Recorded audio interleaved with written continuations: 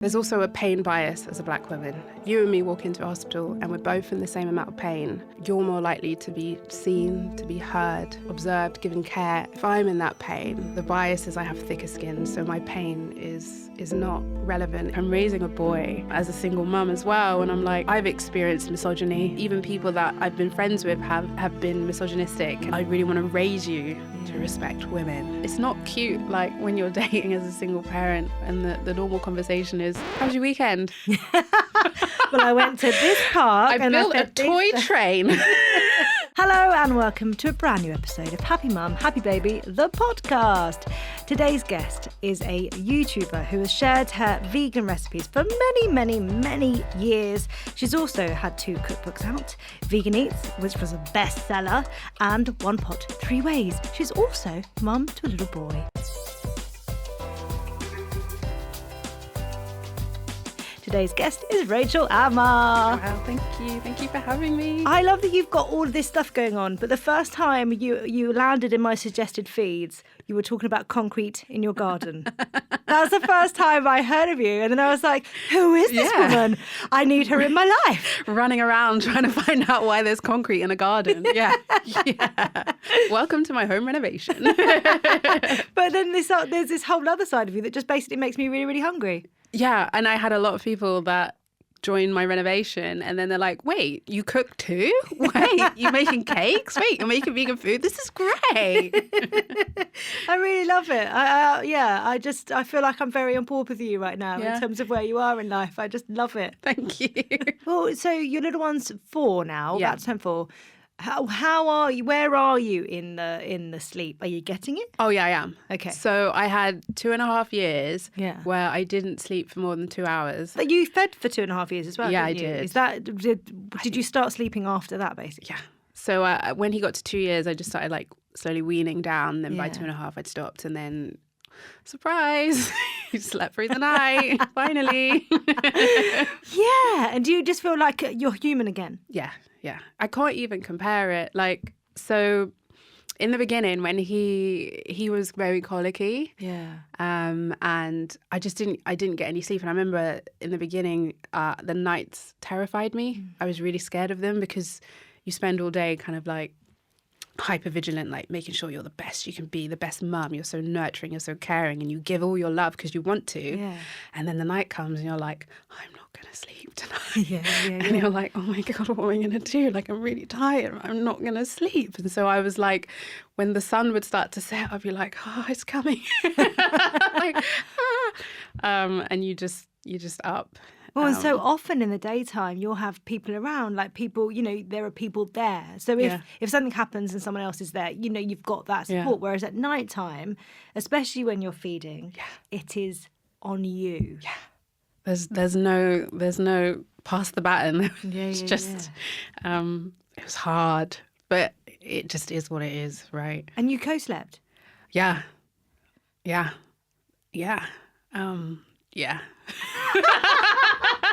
Well, look, for 2.5 years of breastfeeding, and it makes sense that it just makes everything easier. Yeah.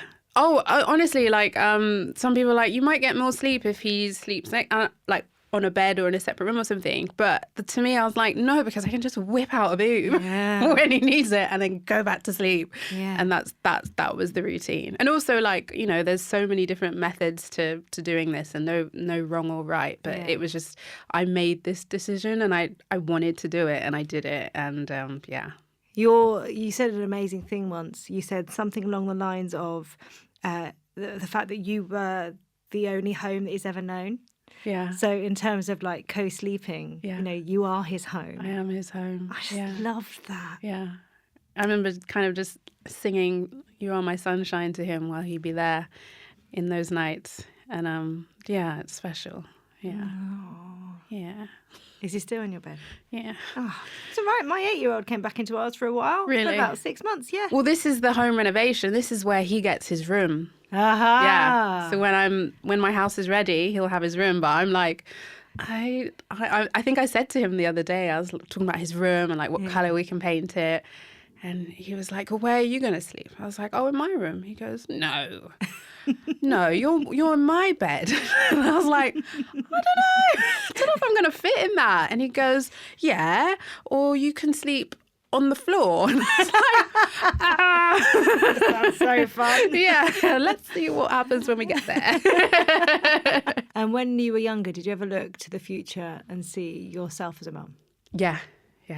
But even though I was like, don't give me a Barbie, give me a Ken doll, I still like, I feel like it's because me and my mum have such a great relationship. Yeah. And when I look at it in hindsight, I think she wasn't very controlling. She gave me a lot of freedom. And she gave me a lot of self-confidence. And when I would have ideas or wanted to do something, she'd be the first person to be like, let's make this happen. Like, what can we do to make this happen? And I think just how we are as people, it just worked really well. And I always felt like she would try her best to uplift me for who I am and my dreams, not who she wanted me to be, but more who I am. Yeah. And so we are like best friends.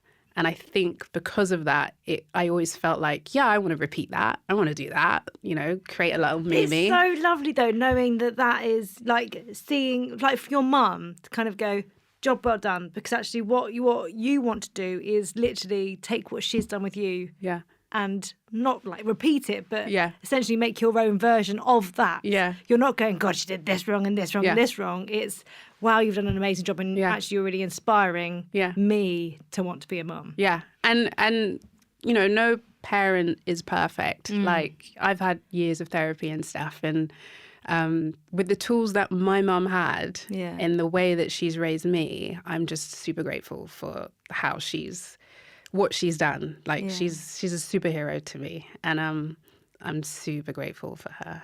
Yeah. So fast forward. Yes. Getting pregnant. How did you feel when you found out you were pregnant? Did you have any symptoms or anything, or were you late? I got really bad nausea. Right. Really didn't really throw up as much, but constantly felt sick. And then I actually went away. So I'd booked this holiday of my friend over Christmas. But then it was actually on the flight home, I actually picked up COVID. Yes, but you wouldn't have known that it was COVID. I didn't know it was COVID. It was in January. And I got back and I was so sick. Like, I'd never been that ill before. Yeah. And I remember I had this moment where I was in bed and like my whole body was like just hurting. And I was like, oh, this is weird. And I called my grandma, she's Welsh. And I was like, I'm just calling you because I'm in a lot of pain and I don't know what to do. Oh. And I was like, if I talk to you, maybe I'll feel better. And I think that was like one of the signs, like that was very abnormal behaviour for me, to just kind of want to talk to my grandma while I'm in pain. But yeah, and I was, I think 12 weeks or something at that point. Could you do anything? Because obviously no one knew what that was then. That wasn't a thing that was happening. Yeah. I mean, I know even when you get COVID, it's a case of taking a couple of paracetamol. You can't, there's nothing that is there to help, but not knowing at all what's going on. I know. And I remember I spoke to the doctor and I was like, this fever is really like a lot. Is there anything I can do? And she's like, you just got to wait it out. Then as I was starting to get better, everything unfolded and then the world is like, whoa, and you're like watching everything that's happening. And I'm like, oh, this is why I was ill. And then everything stopped. So I had so much work planned and like traveling abroad to do like some cool shoots. And like my career was like looking like really cool opportunities coming. And then I was like in my head, how am I going to tell these producers that I'm pregnant? Are they still going to want me for this? Like, I really want to do this. This is a great opportunity. And then everything just got stopped. And I was like, kind of like this for me because it's not me saying I can't do it because I'm going to be pregnant. It's more like we just have to pause all this work. So the world has stopped. The world has stopped. Yeah. And it meant I had to be at home. And that was quite nice. Obviously, food is something that you are very, very passionate about. Yeah. So during pregnancy, did you change what you were eating at all? Were there certain things that you needed to eat because you fancied them? So yeah, it was really interesting. I was just telling you, I hated garlic and chickpeas, which normally I love. And suddenly, if you put garlic or chickpeas in my food, I'm not eating that for anything. But I didn't actually get Can I just say the best quote that you said when you were talking about that earlier was, and hummus is life. Hummus is life. Hummus is life, like one of the best condiments in the world. I didn't get any cravings. And I just ate good. And I think one of the things that was kind of not super heavy on my mind, but, you're just super aware about being a black woman and being pregnant. Mm-hmm. The statistics, I'm 4 times more likely to not survive than a white person. I am more likely to have high blood pressure, more complications. Mm-hmm. And I've always lived a very holistic lifestyle. Well, not always, but the last 10 years, because I really care about my health. Yeah. And I've seen my grandma, who struggled a lot when she was a lot older with diabetes and high blood pressure. And I'd had some health issues before that I changed through diet. Yeah. So one of the things I wanted to just focus on was just feeding myself in the best way I could. Yeah. Making sure I was at low risk to these things by just my lifestyle choices. You never know, but at the very least, let me just take care of my temple. Let me nurture it so that I can hopefully have the best result I can have. Yeah. So, yeah. And I guess off the back of COVID, once you realised that it was COVID as well, Yeah. and just knowing that you've been poorly, you probably wanted to get as much in you as possible to help your body still heal after. Exactly. So many omegas, so many different sources of proteins and fibres, but really enjoyable. I cook food that's actually delicious. So it was the healthy stuff, but the yummy healthy stuff. Yeah. And again, I guess because of being in lockdown, you had that time to really think about I did. what you were putting in. Yeah. I did miss out on the opportunity to do mama yoga and go to antenatal classes. Yeah. And meet other mums and stuff because I was at home.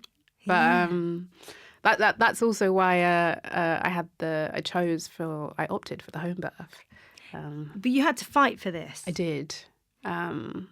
So my mum had me at home in the house that I'm in, and I just very instinctively decided, oh yeah, I'm having a home birth. No idea what. Had you ever before falling pregnant thought about how you might birth a baby? No. Okay. I didn't grow up with little siblings. I didn't have friends with little kids, so I didn't even really know what motherhood looked like. But I was like, oh yeah, I'm having a home birth.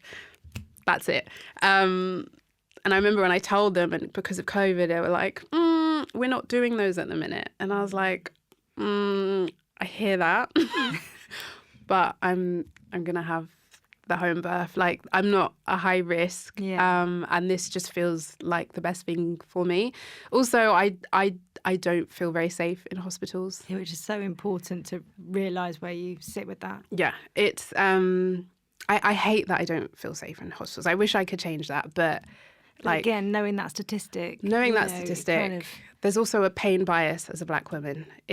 If you and me walk into a hospital and we're both in the same amount of pain, you're more likely to be seen, to be heard, to be observed, given care and investigated. Whereas if I'm in that pain, the bias is I have thicker skin, so my pain is not relevant. It's I think she'll be fine. There's no need to observe her, and that isn't just thrown out lightly. That's studied. There's proper reports and everything on it. Yeah. So while not every doctor has that bias, there is a chance that when I go in a hospital, there's a roll of a dice. I could get a doctor that will hear me or one who won't, and I won't know. Yeah. And that is my life. So it's those things are part of how I just felt like I'm going to try this at home. Yeah. And obviously, you never know what could happen. So I was very if I need to go to the hospital, take me. Yeah. But I just want to give it a chance. I just want to, this is my safe space. I feel like I can do this at home. Let me just try. So I had to fight for that. And I'm really glad I did. So, how did it feel when you were told, actually, okay, we'll listen to you and we will do that? It was a relief. I had to speak to another doctor, and then another doctor had to phone me because on the scans, it showed that my son's head was a bit big. Right. So they were like, oh, his head is a bit big, so that might be difficult. And I said, okay, understood. I'm aware. if that happens, I don't live far from a hospital. So I was like, yeah, but I just want to try. Yeah. And so when it was finally like, yeah, I was like, yes. Do it at home, everyone. And did you have a pool all set up? No, I tried to get one, but in lockdown it was hard to find a birthing pool. Which is crazy when they're telling you we're not doing home births at the moment and then there are no pools. I was like Googling and like out of stock, Googling out of stock. And I was like, okay. But also it makes sense, right? Because there were a lot of home births. Yeah. And the simple fact was that in hospitals, you couldn't have your birthing partner with you. You know, so many people were being told you'll be allowed them, and it was a postcode lottery in terms of what different trusts were saying. Yeah, no, like, and to go through something like that without your support, whatever that looks like, is you know, it's scary. Yeah, it is, and that's as well why I needed my home birth, because my mum, she intuitively knows what's best for me, and I know that. Do you know what I mean? Like, in that really vulnerable moment of giving birth, I know if I'm not here or with it, she will know what I need. And I trusted that on my life. Yeah. So it was like, I need her there. And if I'm in a hospital, I can't have her there. Mm-hmm. So I need her there. So there were no birth pools? There were no birth pools. But, fun fact for anyone who might be in the same predicament, stand in the shower naked. The water dripping on me was a pain relief. Really? That I didn't even... My mum just said to me at one point, come in the shower. I was like, huh? Come in the shower. And she took me to the shower, and I just stood there, and the water dripping down me. It just everything just calmed down. But then I was like, wait, is this going to stop my contractions? Quick, get back out. Get cold again, get cold again. Yeah. Well, I guess that makes sense, because if I have a backache, I will stand with my back in the shower for a bit longer. Yeah. It really like shocked me. It was beautiful.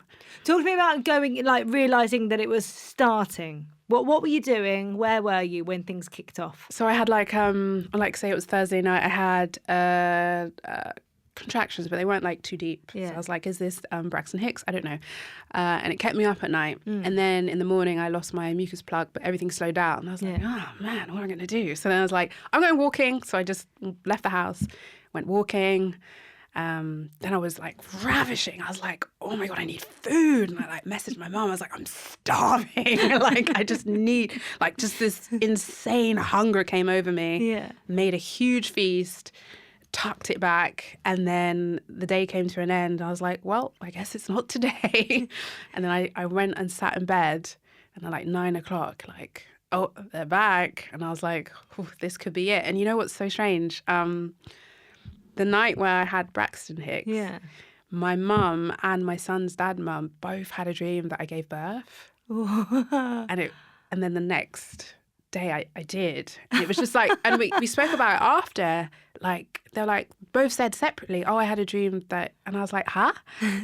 Both of you? Like, grandmas? Like, what? Like, it's so bizarre. But anyway, so they started at 9 o'clock, and I was like, got the app out, measuring timing. Yeah. And then they started getting closer, and then it started getting painful.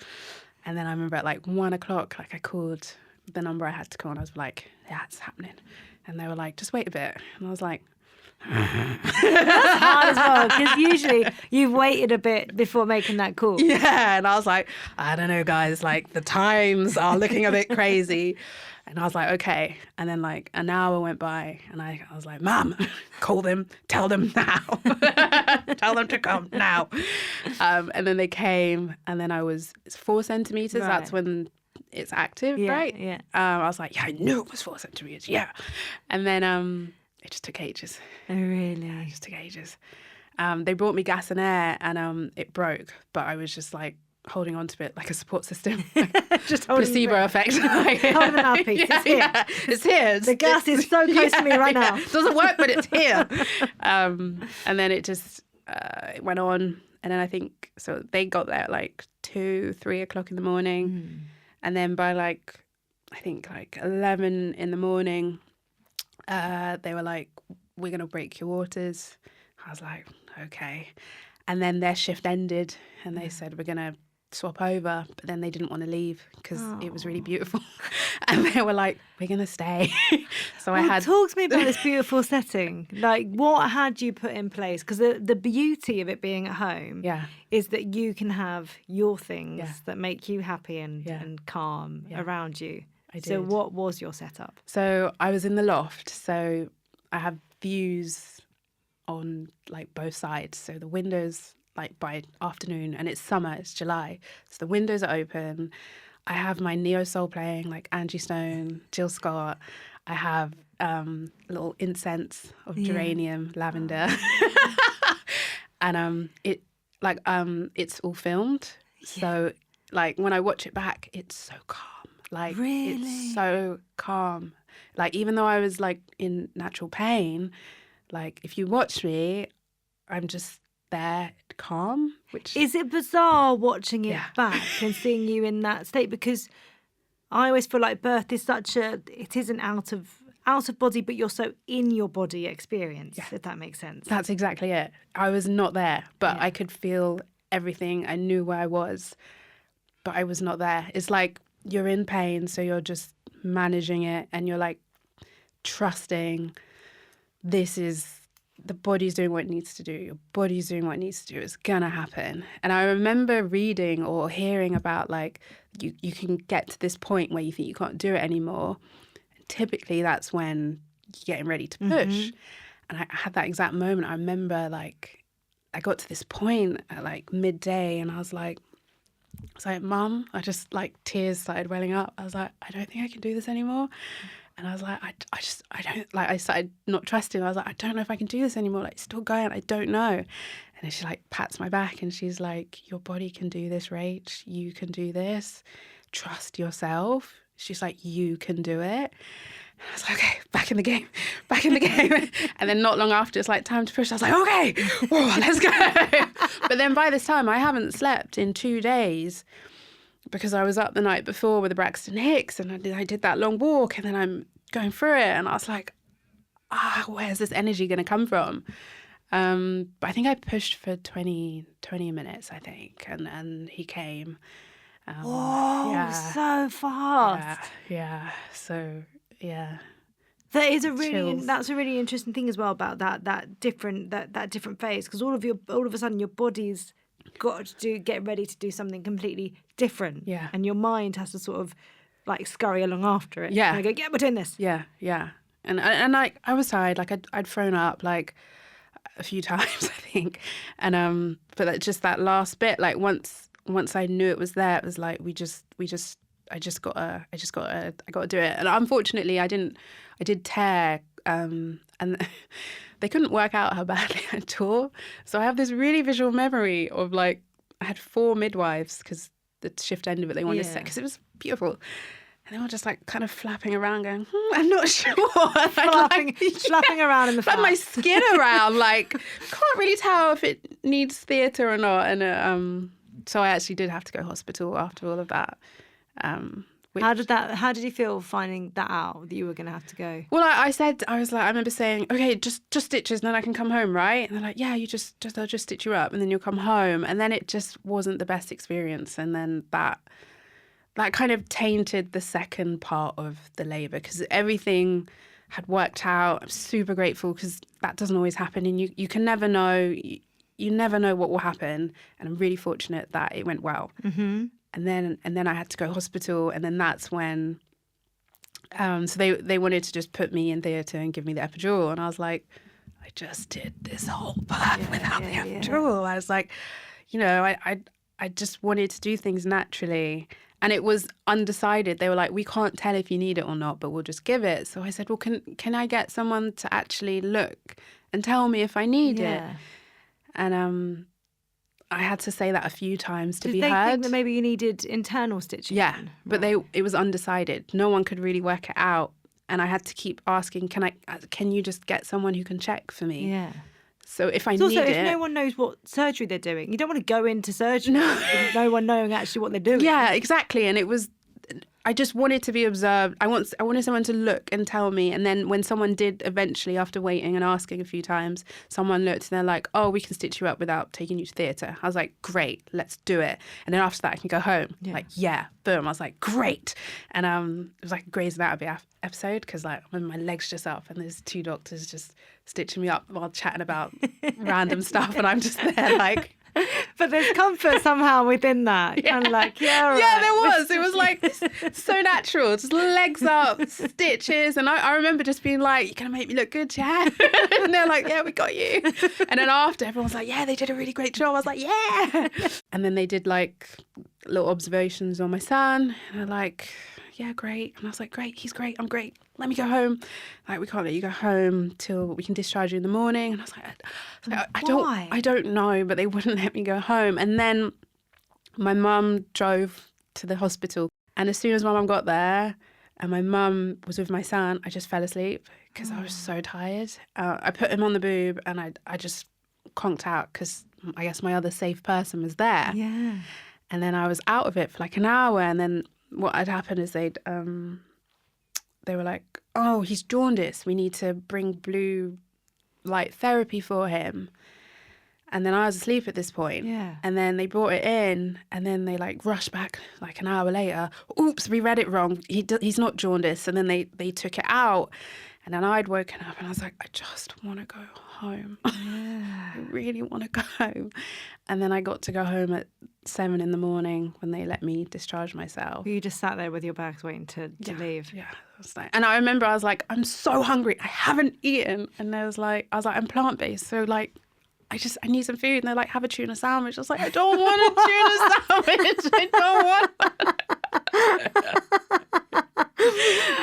Oh, yeah. The thought, though, of a London hospital not knowing what plant-based means. It's like, come on.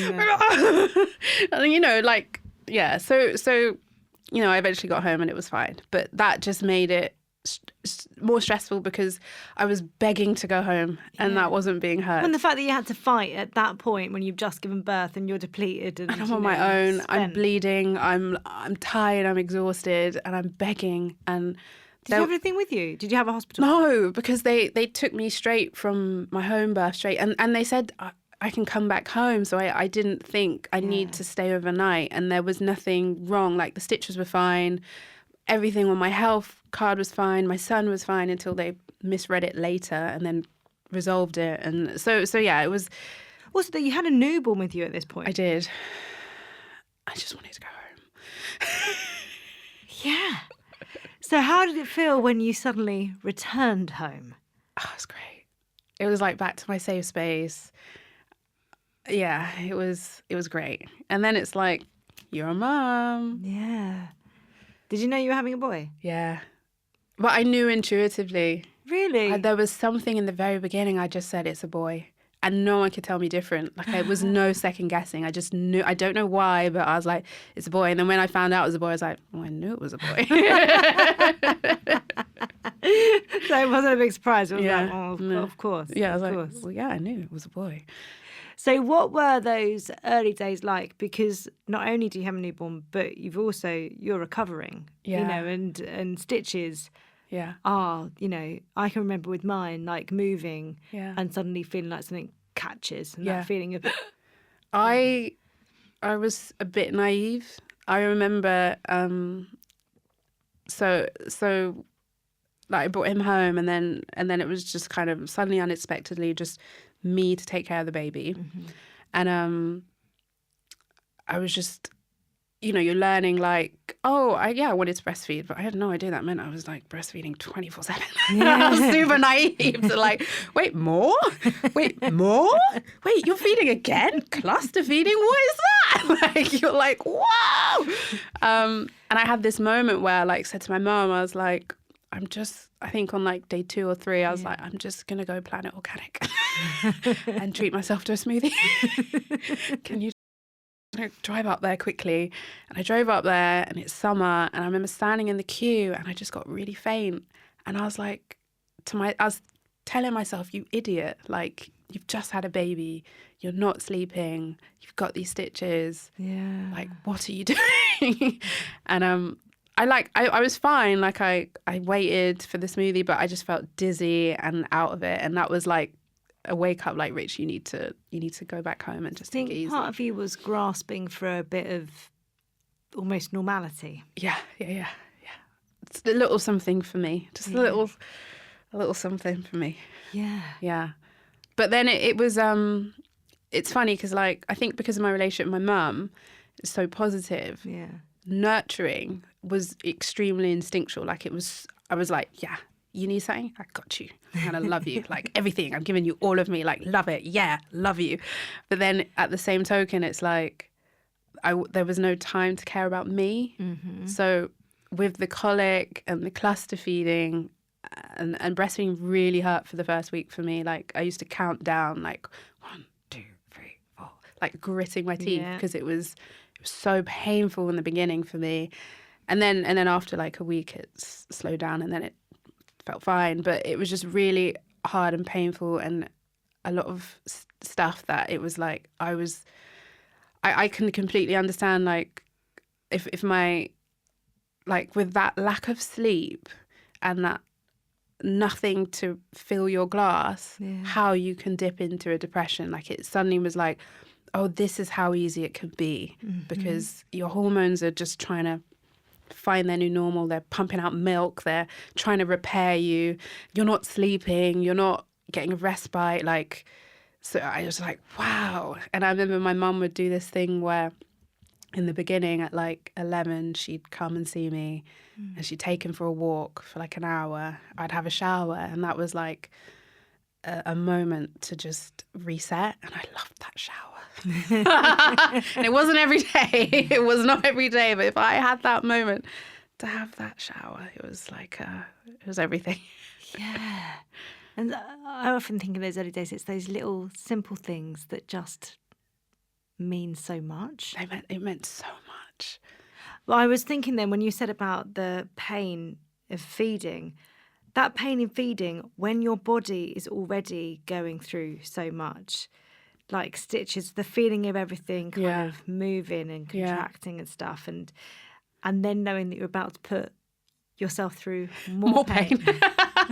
Here we go.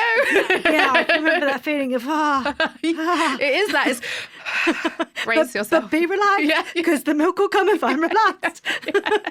It's all of that. And then it's like, don't let the milk build up because then it's going to help you. So you just got to let it out. We don't want mastitis. Come on, baby. All of that. But I find it so funny now because when I look back, like, while it was really hard, it was also easier than now because it was like the lack of sleep meant the physical side of it was so hard because you have no sleep to recover. So it's hard. But, you put the baby down and the baby's there and you hold the baby and you can do things. And then when they're older, I'm like, oh man, this is It's so funny because I looked after my my niece the other day who's literally fresh out the box. And I can remember feeling before like, gosh, I don't know why I found a newborn so difficult. But it is the fact that you can't actually do anything. Yeah. Your whole world is taken over by a little baby who can't reason. You can't reason with them. You don't know what they want. No. They can't talk to you. They can't verbalise anything. So it don't know how to poo. They don't know how to poo. They don't know how to trump. So it's all that stuff where you're literally. It does feel like you're in such a whirlwind. And you can't recover in it. And you're like. Yeah. But it is interesting that when you then get to a new stage, you're like, no, this is hard. This is. The other stuff was easy. But it's like give and takes, isn't it? That part was easier, but this part is harder, but that part was the harder part of this part. And it's like this, right? Yeah. Like, I am, like, interestingly now, I'm finding, like, the emotional side, like, really, like, triggering for me. Really? Yeah.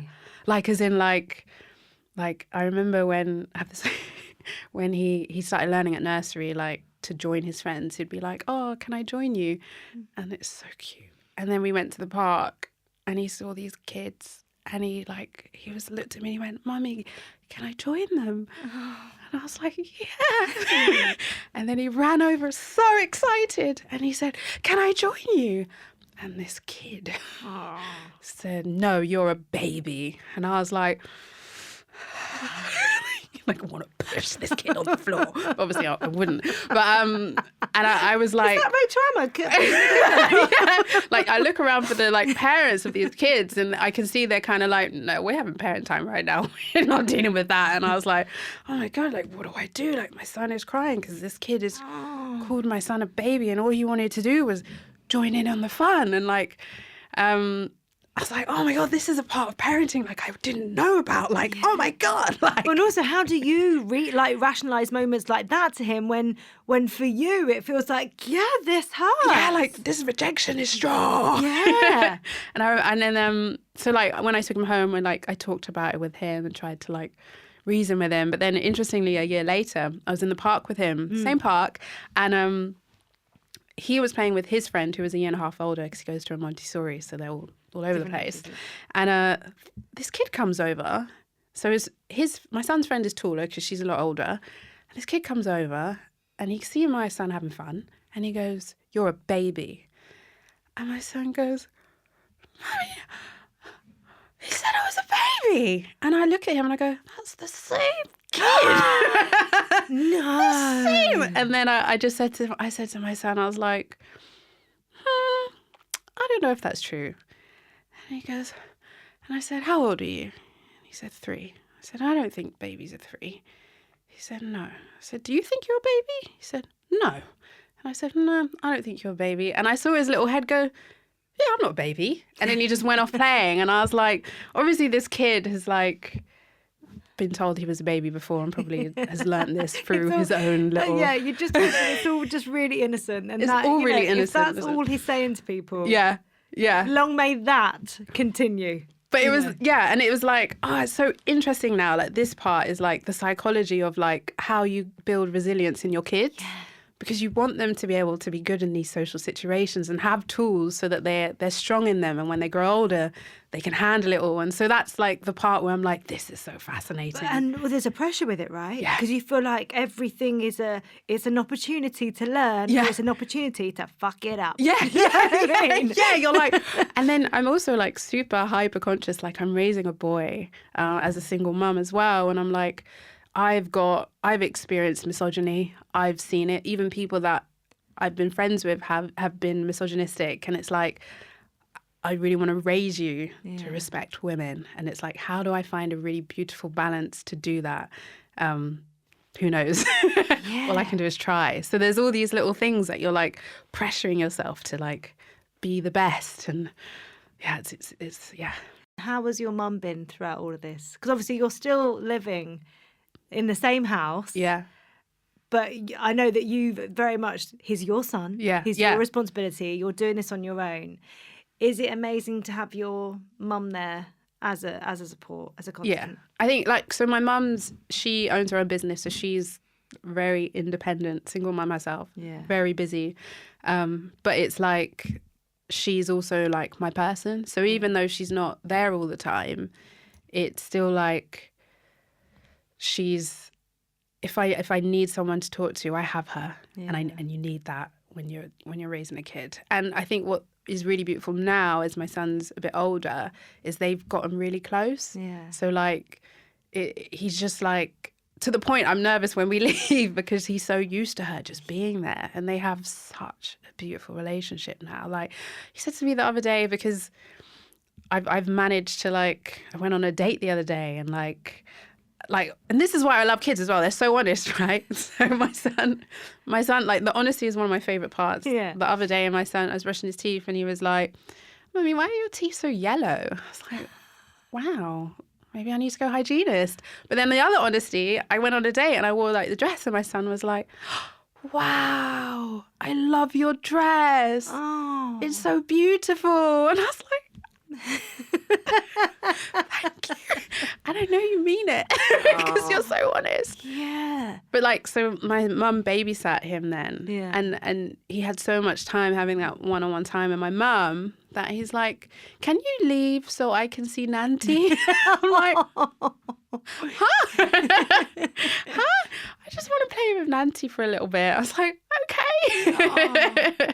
Do you think the fact that you've seen your mum raise you and your brother as a single mum, do you reckon that has also given you the confidence to know that you've got this? It's a lot of pressure, like a lot of, I need to make my finances work. I'm doing this home reno. I need to make it all financially work. And I also need to give my son everything I can. And I want to be as present as I can. And I want to make sure he's in the best nurseries and the best schools and around the best people that might influence his brain development and all these things. But then there is that superhero, super mum cape you wear, isn't it? That this armor of, I'm just going to get it done. I'm just going to do it. Yeah. Yeah. I mean, we touched on dating.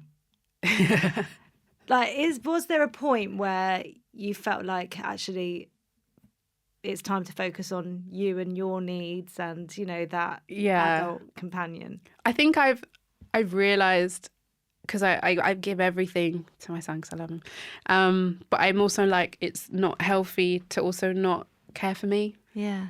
So I mean, I don't go on many dates because it's really impossible to try and do that. Also, it's not cute, like, when you're dating as a single parent and the normal conversation is, how's your weekend?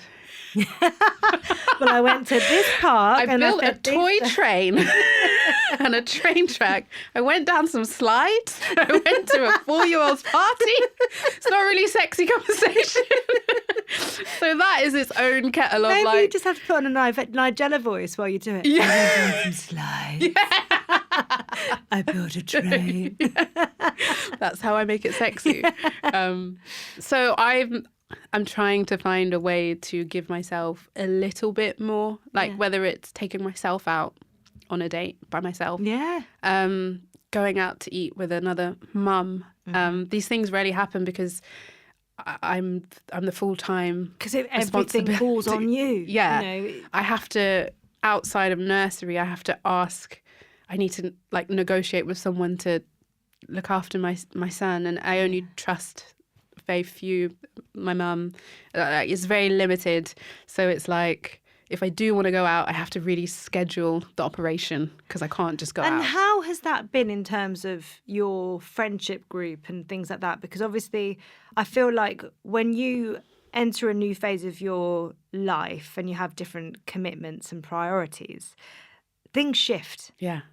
Especially if it's like a sudden thing that's kind of like, oh, and everyone's still in Dubai living their best lives. Yeah. You know, so how has that felt? Because well, I'm really lucky that one of my friends, when I was pregnant, she was like, I'm pregnant. I was like, oh my God, yes! So that part of it, I've got her and her daughter, and they're like now family.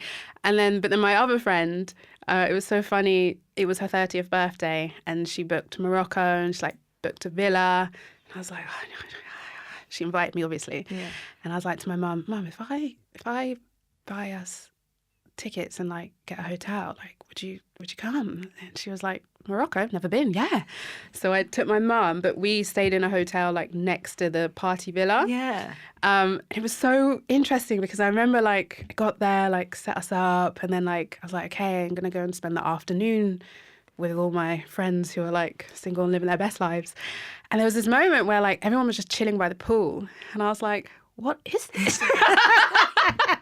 There's no agenda. There's no motive. Everyone's just hanging out. And you don't have to sit there and risk assess the whole time. Yeah. And I remember like it was the first time my brain was like, wow, I forgot life was like this. Like no one's planning anything. Everyone's just making jokes, or might go in this room, might go out there, like might go for a swim in the pool, and I was like, it is so far from being a mum. Yeah. And it was just really fun. But unfortunately, me and my mum got food poisoning. No. Mum got it even worse. So like, I remember there's one day she was like, she had it so bad, and it was the night of the party celebration. And my mum was like, still go. And I was like, Mum, look at you. And she's like been throwing up, like headache. I think she even had a fever. She's like, no, we came all this way. You still go. I was like, no, Mum. I've had an hour by the pool. Yeah. It's okay. Do you feel like you've almost lost yourself in motherhood in some way? Or do you think like you've found yourself because of it? I am so different. I'm so different to who I was. So I've definitely lost who I was, but I'm really glad to have. Yeah. Because the me I'm finding is so like you build this armor. For me personally, in having my son, one of the biggest lessons I had is I am protecting this soul with everything. Like I am taking care of, and I'm protecting him. And it's so interesting the moment I go, well, hold on, I stand up for him so fiercely, but I didn't stand up for myself so fiercely. Yeah. Why didn't I deserve to stand up for myself that way? And that was one of the biggest, like, I so confidently protect, stand up, support, give him everything. And I just didn't treat myself with the same love. And that kind of journey of like learning more about yourself through raising your kids is so special. Even as much as like emotions, what I was saying, like when he's angry, having a moment of frustration and all these emotions arising. Like I remember as a kid, I couldn't have those. Yeah. If I remember trashing my room once, like as a very, very young kid, because I was just had all these emotions and I was so angry. I don't know what it was over, but it's like, stop that, or go sit on the step, the naughty step, or I can't do that here. So like now I know as an adult, oh my God, I can't express anger. I don't know how to be angry. And that's really hard when you've got a 3-year-old that, you know, he's going to start realising anger, like experimenting with anger, like playing with it a little bit once it's there. And it's really interesting what it does to our bodies because we're going, oh, no, we don't do anger. We don't, you know. Yeah. But we recognise it and we know what that is within us.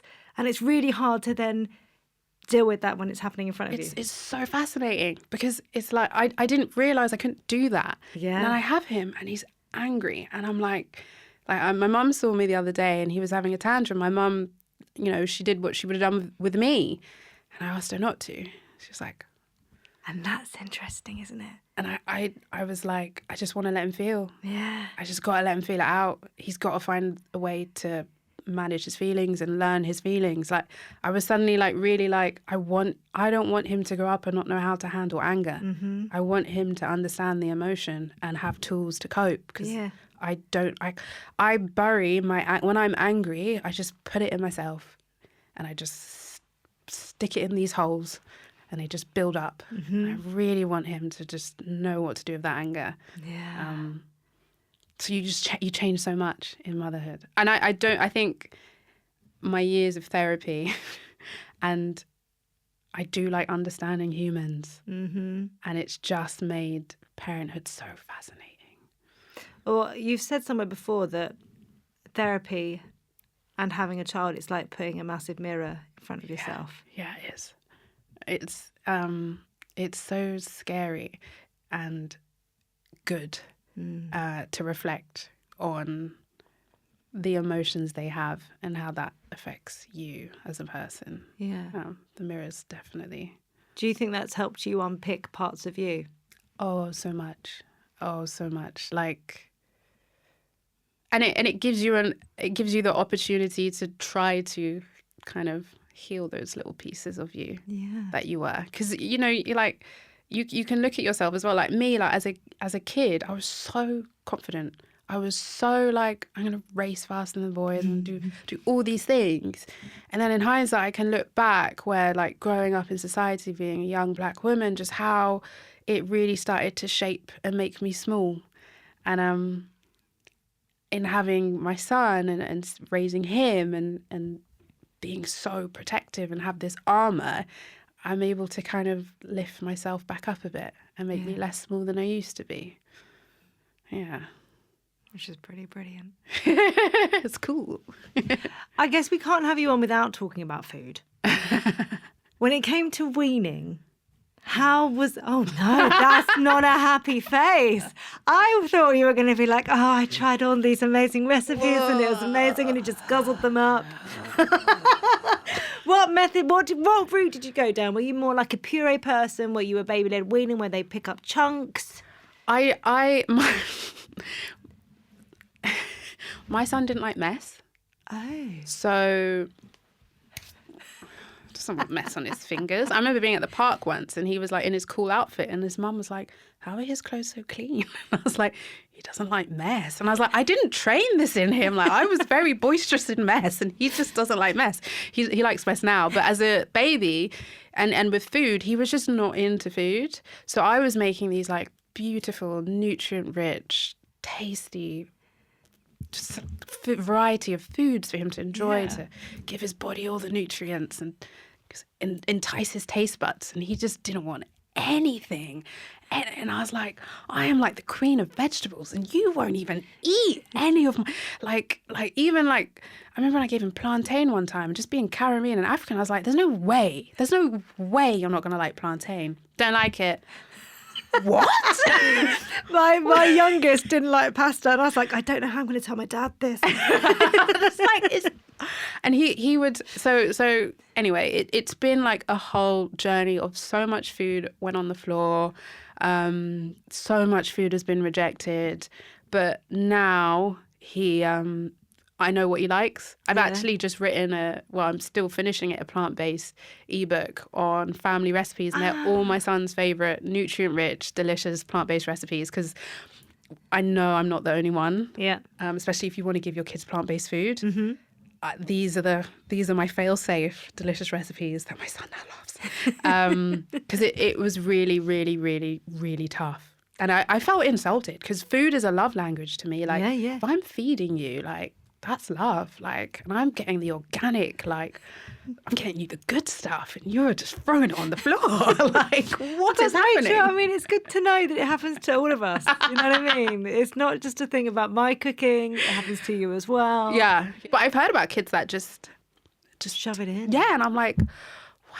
My first two would literally shove everything in. My third has a massive aversion to anything that he knows is a fruit or vegetable.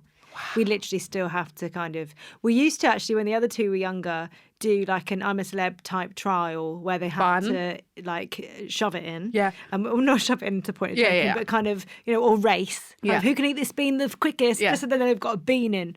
But yeah, no, so it's smoothies and sauces for him. That's the way to get it in. Yeah. Because otherwise, whereas the other two, he's shoving it. Yeah. And you just don't know until they decide and they tell you who they are. Yeah, exactly. And I'm sure when Max is 30, he'll be eating all the vegetables. Yeah. But not now. Yeah, exactly. If you could write a letter on motherhood, who would it be to and what would you say? I kind of feel like I'd give one to my mum. I would probably say there have been a lot of guardian angels keeping you safe and protecting you. And you have made it through a lot and you have come out so beautiful, nurturing and incredible, and you should be so proud of who you are. And when you become your mum, a mother yourself, you have instilled the most beautiful things into your daughter. So much strength, so much confidence, so much resilience that you've almost, in a lot of ways, given it to yourself. You are going to be the most incredible mother for your daughter and for yourself. Trust in you, and your angels always have you. We end the podcast with you completing 3 sentences. Okay. The first one is being a mum means. You get to experience love in a different capacity and in every way that involves love through the hard bits and the beautiful bits. Brace yourself. Since having a child, I have so much more armour and resilience and confidence in myself, thanks to my little angel. And I'm happy when? I'm happy when I'm laughing and giggling. Yeah. Rachel, thank you so much. Thank you. It's been a delight. Thank you. Thank you.